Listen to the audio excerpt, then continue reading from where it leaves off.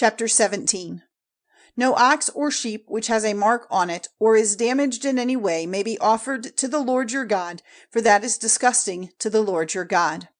If there is any man or woman among you in any of the towns which the Lord your God gives you, who does evil in the eyes of the Lord your God, sinning against his agreement, by becoming a servant of other gods and worshipping them, or the sun, or the moon, or all the stars of heaven, against my orders, if word of this comes to your ears, then let this thing be looked into with care. And if there is no doubt that it is true, and such evil has been done in Israel, then you are to take the man or woman who has done the evil to the public place of your town, and they are to be stoned with stones until they are dead.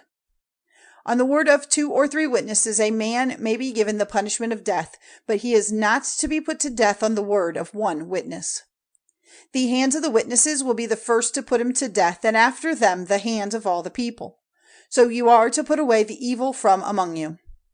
If you are not able to give a decision as to who is responsible for a death, or who is right in a cause, or who gave the first blow in a fight, and there is a division of opinion about it in your town, then go to the place marked out by the Lord your God, and come before the priests, the Levites, or before him who is judge at the time, and they will go into the question and give you a decision. And you are to be guided by the decision they give in the place named by the Lord, and do whatever they say, acting in agreement with their teaching and the decision they give, not turning to one side or the other from the word they have given you. And any man who, in his pride, will not give ear to the priest whose place is there before the Lord your God, or to the judge, is to be put to death. You are to put away the evil from Israel. And all the people hearing of it will be full of fear and put away their pride. When you have come into the land which the Lord your God is giving you, and have taken it for a heritage, and are living in it, if it is your desire to have a king over you, like the other nations round about you, then see that you take as your king the man named by the Lord your God. Let your king be one of your countrymen, not a man of another nation who is not one of yourselves.